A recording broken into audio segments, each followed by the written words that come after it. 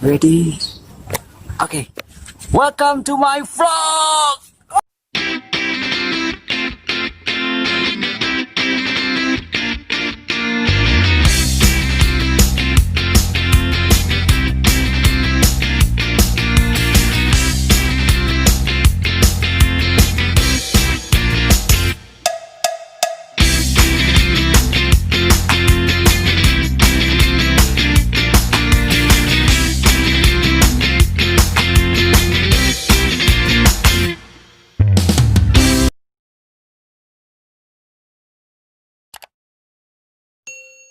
Assalamualaikum guys, selamat datang lagi di channel Kang Abi.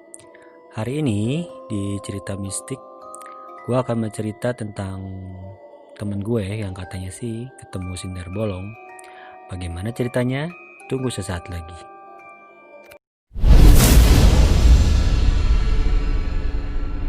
Oke guys, kita mulai ceritanya. Awal cerita, temen gue sama temennya, dan nama teman gue itu namanya Ridwan. Dia bersama temannya, sebut aja namanya Iwan, pergi ke undangan ke pernikahan temannya juga. Mereka pun di tengah perjalanan tidak ada masalah, malah sering bercanda, ngobrol sana sini, pokoknya sering bercanda lah. Dan Iwan ini katanya sih dikenal dengan orangnya sering belak-belakan, sering ngomong sompral lah kalau kata orang sekarang. Ya lagi-lagi tentang orang sompral nih. Ridwan dan Iwan ini sudah berteman hampir 10 tahun. Jadi Ridwan tahulah sifat Iwan kayak gimana. Dan mereka pun tiba di tempat acara pernikahan. Di sana, di tempat pernikahan temannya Ridwan, mereka ngobrol sana sini sampai tidak terasa waktu sudah menunjukkan jam 9 malam. Mereka pun langsung pulang dengan mengendarai sepeda motor yang dikendarai oleh Iwan. Di perjalanan pun mereka masih ngobrol sana sini, ya ketawa-ketawa, membicarakan sesuatu. Dan tiba-tiba motor yang dikendari oleh Iwan tiba-tiba berhenti. Tiba-tiba Ridwan bertanya, "Wan, kenapa berhenti motornya?" Iwan pun menjawab, "Wah gawat bro, di depan ada razia motor, gimana nih?"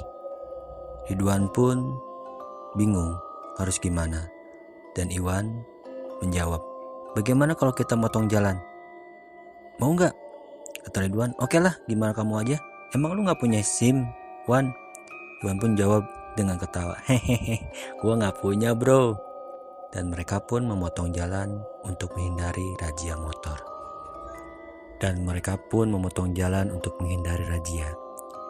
Ridwan pun di tengah perjalanan bertanya lagi kepada Iwan, "Wan, kok lu lihat sini sih? Emang lu gak tahu daerah sini banyak begal?"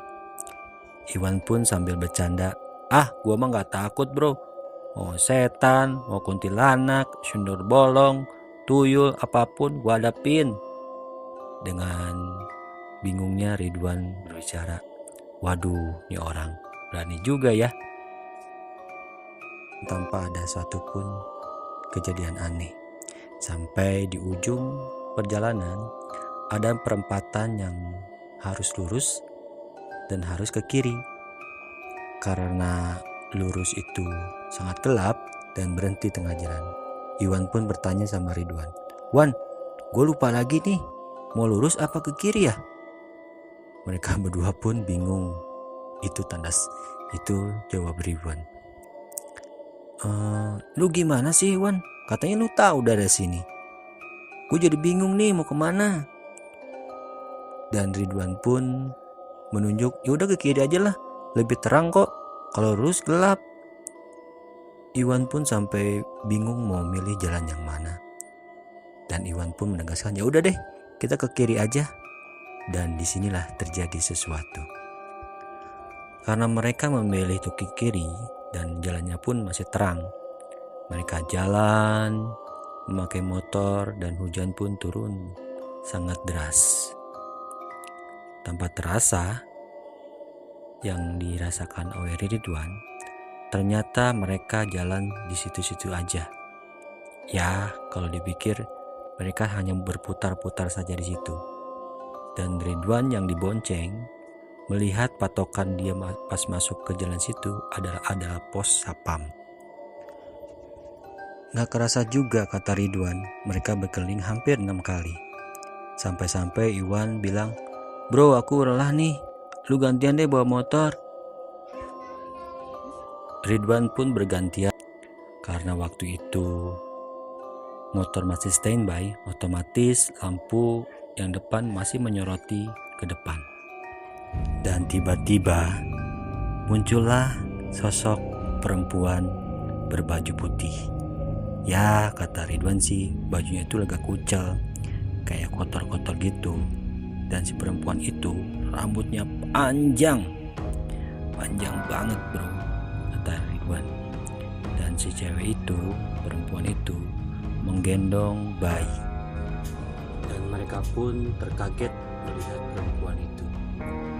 Sambil terdiam mereka berdua, Iwan pun berkata, "Bro, itu apa bro?" Ridwan pun tak menjawab karena dia sangat kaget melihat sosok wanita itu.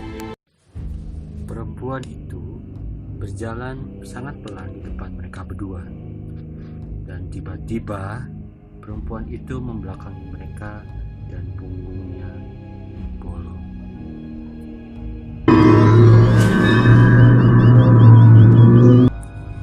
Iwan dan Ridwan berusaha menyalakan motor, tapi dengan sekali-kalinya motor itu tidak sama sekali tidak menyala. "Bro, ini gimana bro? Gua takut bro." Ridwan pun berkata, "Iya bro, ini motor gak hidup-hidup gimana ini?" Dan perempuan itu pun tertawa melihat mereka berdua. Dan tiba-tiba motor pun nyala. Dengan tergesa-gesa mereka langsung tancap gas. "Udah bro, ini udah nyala bro, kita let's go bro." Dengan secepat-cepatnya mereka berdua meninggalkan lokasi tersebut. Dan tiba-tiba 5 menit kemudian muncullah seorang kakek-kakek di hadapan mereka. Dan Ridwan langsung menanyakan dengan bahasa Sunda, "Pak, punten pak, kalau mau keluar di jalan ini ke mananya pak?" Dan si kakek-kakek itu menunjuk ke arah kanan. Kakek-kakek itu menunjukkan ke arah kanan. Dan sebelum meninggalkan lokasi tersebut, kakek-kakek itu berkata kepada Ridwan dan Iwan, "Dek, makanya kalau ngomong tuh dijaga ya." Mereka pun tidak mempedulikan omongan si kakek itu. Dan akhirnya juga mereka keluar dari lokasi itu. Dan Ridwan pun berkata, "Alhamdulillah, akhirnya gue keluar juga dari tempat itu." Mereka pun dengan tergesa-gesa dan Iwan pun sambil ketakutan dan mukanya pun masih lemas. Iwan pun masih terlihat pucat dan sama sekali tidak ngomong selama perjalanan keluar dari lokasi itu. Tiba-tiba Iwan berkata, "Bro, istirahat dulu yuk. Minggir deh kalau ada minimarket kita." Iwan dan Ridwan pun istirahat di sebuah minimarket. Dan Iwan pun turun dari motor.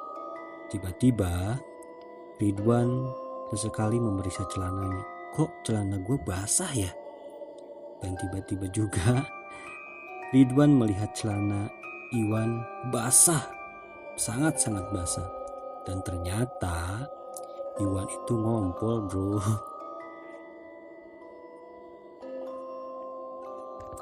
Ridwan pun bertanya sama Iwan, "Wan, lu ngompol ya?" Iwan terdiam dan tidak menjawab. Dan Iwan pun bilang, "Maaf bro, gua gak tahan, gua ketakutan tadi." Ridwan pun tertawa terbahak-bahak. Hahaha. Setelah beberapa minggu, Ridwan pun tidak mendengar kabar Iwan selanjutnya. Dan Ridwan pun mendengar kalau Iwan sakit. Katanya sih sakit tipes, tapi kata orang tuanya Iwan itu sakitnya aneh dan sudah dibawa ke orang pintar. Dan dia, kata orang pintar itu, ketempelan.